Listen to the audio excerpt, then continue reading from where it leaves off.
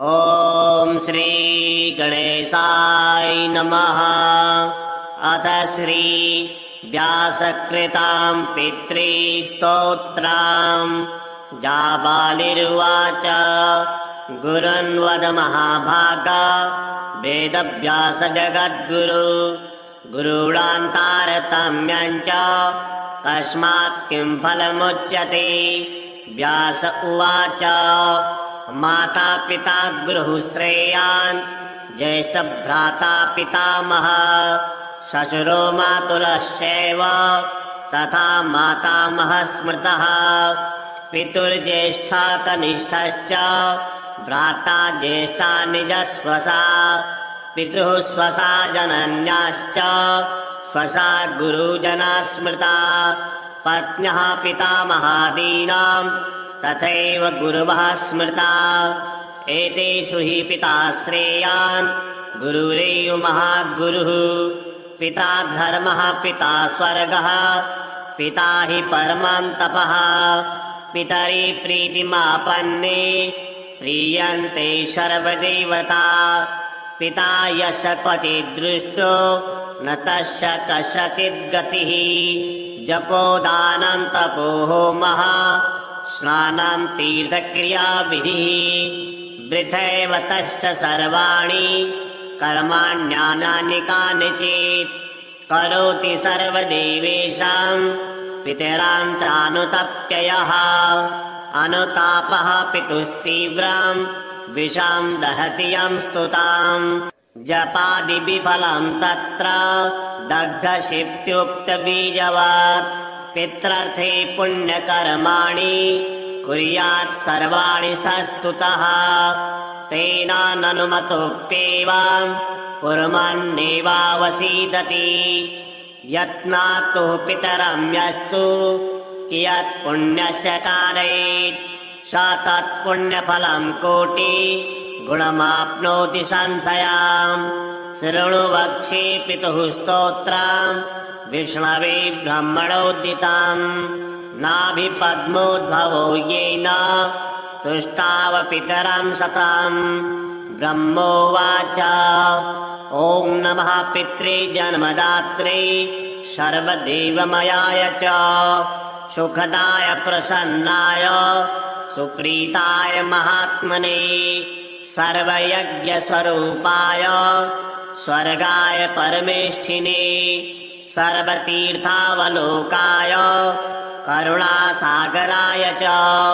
नमः। सदा सुतोषाय शिवरूपाय ते नमः। सदा परागशमने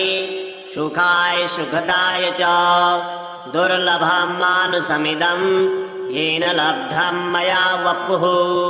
संभावनीयं धर्मार्थे तस्मै पित्रे नमो नमः। तीर्थस्नानतपोहोम जपादि यस्य दर्शनम् महागुरो च गुरवे तस्मै पित्रे नमो नमः। यस्य प्रणामस्तवनात् कोटिशः पितृतर्पणम् अश्वमेधशतैस्तुल्यम् तस्मै पित्रे नमो नमः। इदं स्तोत्रं पितुः पुण्यं यः पठेत् प्रयतो नरः। प्रत्यहं प्रातरुत्थाय पितृश्राद्धदिनेऽपि च स्वजन्मदिवसे साक्षात् पितुरग्रे स्थितोऽपि वा न तस्य दुर्लभं किञ्चित् सर्वज्ञातादिवाञ्छिताम्। नानापकर्म कृत्वापि यः स्तौति पितरां स्तुतः स ध्रुवं प्रविधायैव प्रायश्चित्तां सुखी भवेत्। पितुः प्रीतिकरो नित्यं सर्वकर्मण्यथार्हति। जाबालिर्वाच गुरुन्वद महाभाग वेदव्यास जगद्गुरु गुरूणान्तारतम्यं च तस्मात् किं फलमुच्यते। व्यास उवाच माता पिता गुरुः श्रेयान् ज्येष्ठ भ्राता पितामह श्वशुरो मातुलश्चैव तथा मातामहः स्मृतः। पितुर्ज्येष्ठा कनिष्ठश्च भ्राता ज्येष्ठा निजस्वसा पितुः स्वसा जनन्याश्च स्वसा गुरुजना स्मृता पत्न्यः पितामहादीनाम् तथैव गुरवः स्मृता एतेषु हि पिता श्रेयान् गुरुरेव महागुरुः पिता धर्मः पिता स्वर्गः पिता हि परमं तपः पितरि प्रीतिमापन्ने प्रीयन्ते सर्वदेवता पिता यश क्वचिद्दृष्टो न तस्य कस्यचिद्गतिः जपोदानं तपो होमः स्नानं तीर्थक्रियाविधिः वृथैव तस्य सर्वाणि कर्माण्यानि कानिचित् करोति सर्वदेवेषां पितरां चानुतप्ययः अनुतापः पितुस्तीव्रां विषां दहति यं स्तुताम् जपादिविफलं तत्र दग्धशिप्त्युक्तबीजवत् पित्रर्थे पुण्यकर्माणि कुर्यात् सर्वाणि सस्तुतः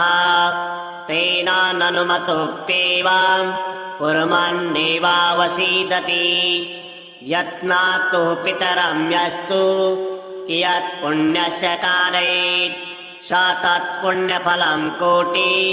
गुणमाप्नोति संशयाम् शृणु वक्ष्ये पितुः स्तोत्रम् विष्णवे ब्रह्मणोदितम् नाभिपद्मोद्भवो येन तुष्टाव पितरं शतम् ब्रह्मोवाच ॐ नमः पित्रे जन्मदात्रे सर्वदेवमयाय च सुखदाय प्रसन्नाय सुप्रीताय महात्मने सर्वयज्ञस्वरूपाय स्वर्गाय परमेष्ठिने सर्वतीर्थावलोकाय करुणासागराय च नमः सदा सुतोषाय शिवरूपाय ते नमः सदा पराधशमने सुखाय सुखदाय च दुर्लभं मानुषमिदम् येन लब्धं मया वपुः सम्भावनीयं धर्मार्थे तस्मै पित्रे नमो नमः तीर्थस्नानतपोहोम जपादि यस्य दर्शनम् महागुरोश्च गुरवे तस्मै पित्रे नमो नमः यस्य प्रणामस्तवनात् कोटिशः पितृतर्पणम् अश्वमेधशतैस्तुल्यम् तस्मै पित्रे नमो नमः इदं स्तोत्रं पितुः पुण्यम् यः पठेत् प्रयतो नरः प्रत्यहं प्रातरुत्थाय पितृश्राद्धदिनेऽपि च स्वजन्मदिवसे साक्षात् पितुरग्रे स्थितोऽपि वा न तस्य दुर्लभं किञ्चित् सर्वज्ञातादिवाञ्छिताम् नानापकर्म कृत्वापि यः स्तौति पितरां स्तुतः स ध्रुवं प्रविधायैव प्रायश्चित्तां सुखी भवेत् पितुः प्रीतिकरो नित्यं सर्वकर्मण्यथार्हति जाबालिर्वाच गुरुन्वद महाभागा वेदव्यास जगद्गुरु गुरूणान्तारतम्यं च कस्मात् किं फलमुच्यते व्यास उवाच माता पिता गुरुः श्रेयान् ज्येष्ठभ्राता पितामहः श्वशुरो मातुलश्चैव तथा मातामहः स्मृतः पितुर्ज्येष्ठा कनिष्ठश्च भ्राता ज्येष्ठा निजस्वसा पितुः स्वसा जनन्याश्च स्वसा गुरुजना स्मृता पत्न्यः पितामहादीनाम् तथैव गुरवः स्मृता एतेषु हि पिता श्रेयान् गुरुरेव महागुरुः पिता धर्मः पिता स्वर्गः पिता हि परमं तपः पितरि प्रीतिमापन्ने प्रीयन्ते सर्वदेवता पिता यश क्वचिद्दृष्टो न तस्य कस्यचिद्गतिः जपोदानं तपो होमः स्नानं तीर्थक्रियाविधिः वृथैव तश्च सर्वाणि कर्माण्यानानि कानिचित् करोति सर्वदेवेषाम् पितरां चानुतप्ययः अनुतापः पितुस्तीव्राम् विषां दहति यं स्तुताम् जपादिविफलम् तत्र दग्धशिप्त्युक्तबीजवत् पित्रर्थे पुण्यकर्माणि कुर्यात् सर्वाणि स स्तुतः तेनाननुमतोऽप्येव कुर्वन्नेवावसीदति यत्नातु पितरं यस्तु कियत् पुण्यस्य कारयेत् स तत्पुण्यफलम् कोटि गुणमाप्नोति संशयाम् शृणु वक्ष्ये पितुः स्तोत्रम् विष्णवे ब्रह्मणोदिताम् नाभिपद्मोद्भवो येन तुष्टाव पितरं सताम् ब्रह्मोवाच ॐ नमः पित्रे जन्मदात्रे सर्वदेवमयाय च सुखदाय प्रसन्नाय सुप्रीताय महात्मने सर्वयज्ञस्वरूपाय स्वर्गाय परमेष्ठिने सर्वतीर्थावलोकाय करुणासागराय च नमः सदा सुतोषाय शिवरूपाय ते नमः सदा परागशमने सुखाय सुखदाय च दुर्लभं मानुषमिदम् येन लब्धं मया वपुः सम्भावनीयं धर्मार्थे तस्मै पित्रे नमो नमः तीर्थस्नानतपोहोम जपादि यस्य दर्शनम् महागुरोश्च गुरवे तस्मै पित्रे नमो नमः यस्य प्रणामस्तवनात् कोटिशः पितृतर्पणम् अश्वमेधशतैस्तुल्यम् तस्मै पित्रे नमो नमः इदं स्तोत्रम् पितुः पुण्यम् यः पठेत् प्रयतो नरः प्रत्यहं प्रातरुत्थाय पितृश्राद्धदिनेऽपि च स्वजन्मदिवसे साक्षात् पितुरग्रे स्थितोऽपि वा न तस्य दुर्लभं किञ्चित् सर्वज्ञातादिवाञ्छिताम् नानापकर्म कृत्वापि यः स्तौति पितरां स्तुतः स ध्रुवं प्रविधायैव प्रायश्चित्तां सुखी भवेत् पितुः प्रीतिकरो नित्यम् सर्वकर्माण्यथार्हति जाबालिर्वाच गुरुन्वद महाभागा वेदव्यास जगद्गुरु गुरूणान्तारतम्यम् च तस्मात् किं फलमुच्यते व्यास उवाच माता पिता गुरुः श्रेयान् ज्येष्ठभ्राता पितामहः श्वशुरो मातुलश्चैव तथा मातामहः स्मृतः पितुर्ज्येष्ठा कनिष्ठश्च भ्राता ज्येष्ठा निजस्वसा पितुः स्वसा जनन्याश्च स्वसा गुरुजना स्मृता पत्न्यः पितामहादीनाम् तथैव गुरवः स्मृता एतेषु हि पिता श्रेयान् गुरुरेव महागुरुः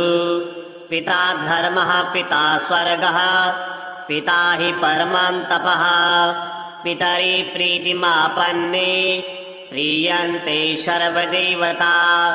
पिता यस्य क्वचित् दृष्टो न तस्य कस्यचित् गतिः जपोदानं तपो होमः स्नानं तीर्थक्रियाविधिः वृथैव तस्य सर्वाणि कर्माण्यानानि कानिचित् करोति सर्वदेवेषाम् पितरां चानुतप्ययः अनुतापः पितुस्तीव्राम् विषां दहति यं स्तुताम् जपादिविफलम् तत्र दग्धशिप्त्युक्तबीजवत् पित्रर्थे पुण्यकर्माणि कुर्यात् सर्वाणि स स्तुतः तेनाननुमतोऽप्येव कुर्वन्नेवावसीदति यत्नातु पितरं यस्तु कियत् पुण्यस्य कारयेत् स स तत्पुण्यफलं कोटि गुणमाप्नोति संशयाम्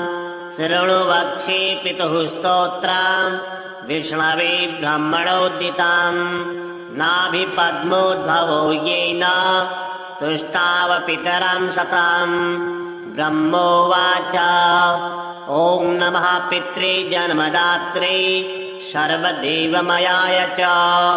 सुखदाय प्रसन्नाय सुप्रीताय महात्मने सर्वयज्ञस्वरूपाय स्वर्गाय परमेष्ठिने सर्वतीर्थावलोकाय करुणासागराय च नमः सदा सुतोषाय शिवरूपाय ते नमः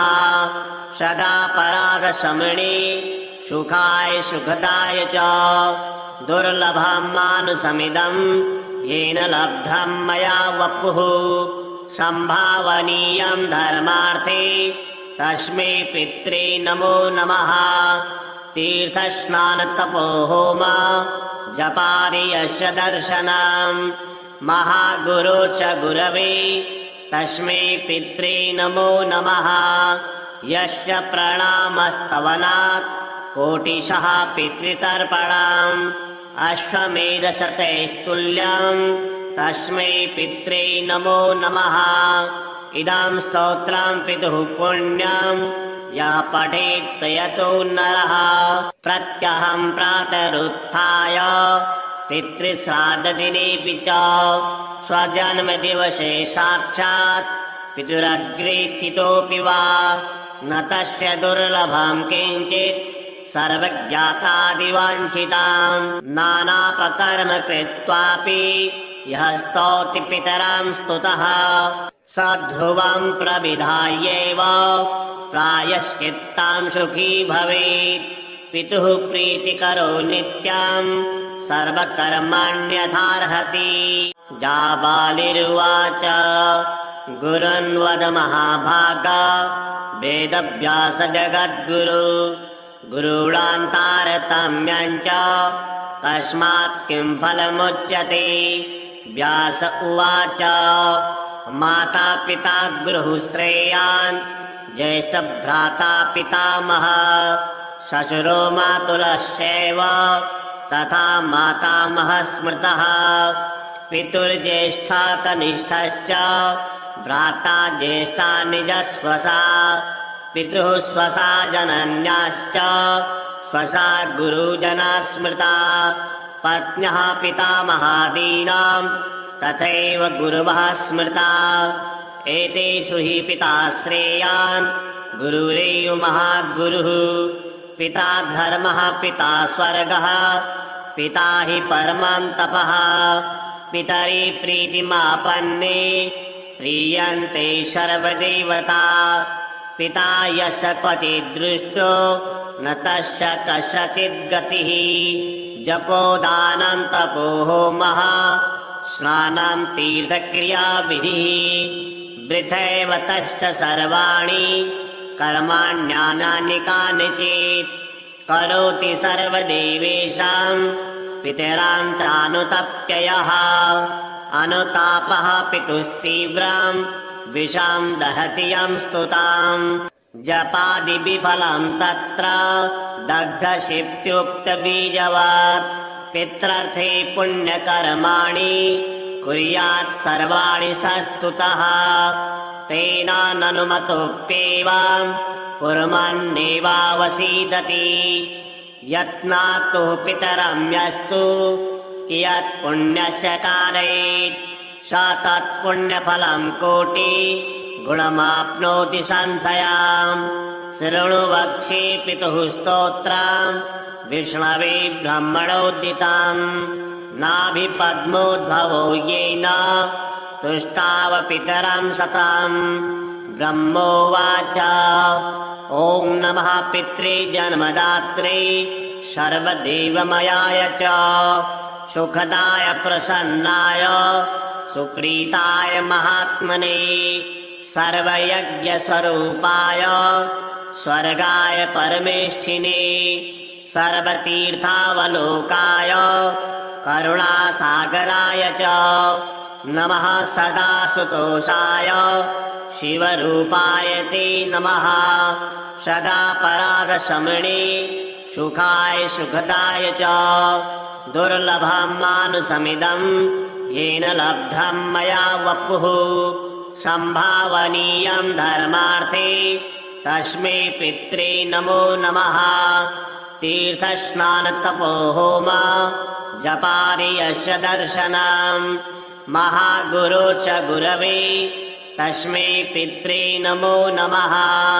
यस्य प्रणामस्तवनात् कोटिशः पितृतर्पणम् अश्वमेधशतैस्तुल्यम्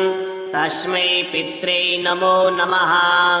इदं स्तोत्रं पितुः पुण्यम् यः पठेत् प्रयतो नरः प्रत्यहं प्रातरुत्थाय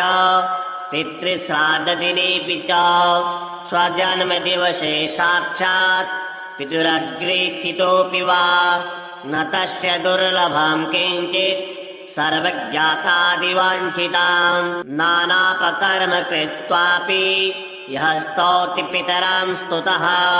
स ध्रुवं प्रविधायैव प्रायश्चित्तां सुखी भवेत् पितुः प्रीतिकरो नित्यं सर्वकर्माण्यथार्हति जाबालिर्वाच गुरुन्वद महाभाग वेदव्यास जगद्गुरु गुरूणान्तारतम्यं च कस्मात् किं फलमुच्यते व्यास उवाच माता पिता गुरुः श्रेयान् ज्येष्ठभ्राता पितामहः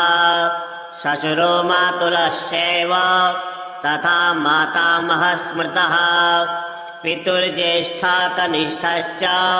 भ्राता ज्येष्ठा निजस्वसा पितुः स्वसा जनन्याश्च स्वसा गुरुजना स्मृता पत्न्यः पितामहादीनां तथैव गुरवः स्मृता एतेषु हि पिता श्रेयान् गुरुरेव महागुरुः पिता धर्मः पिता स्वर्गः पिता हि परमं तपः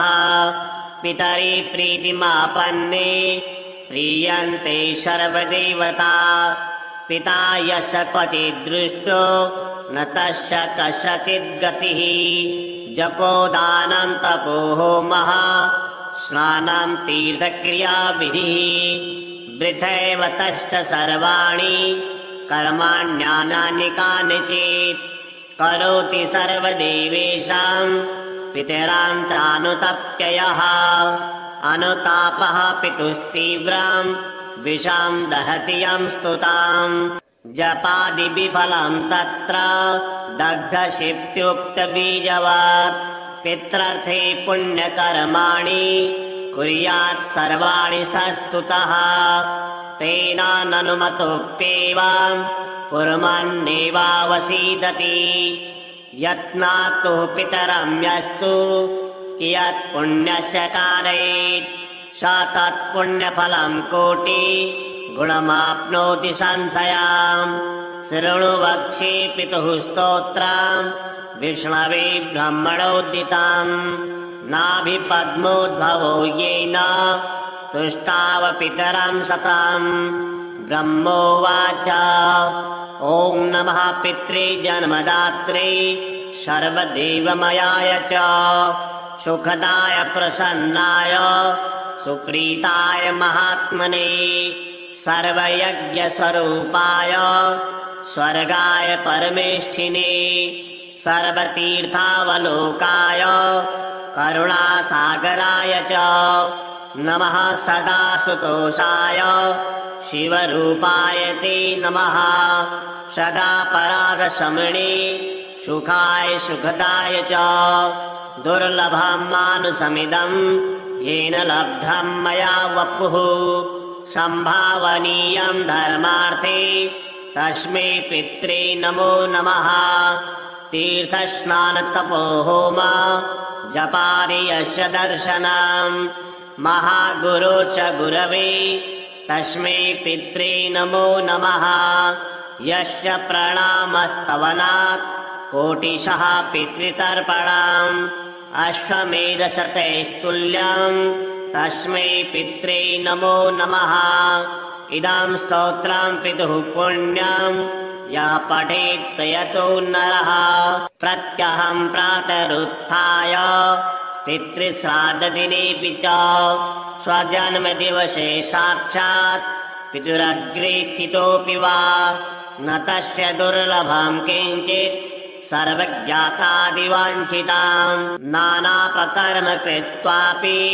यः स्तौति पितरां स्तुतः स ध्रुवं प्रविधायैव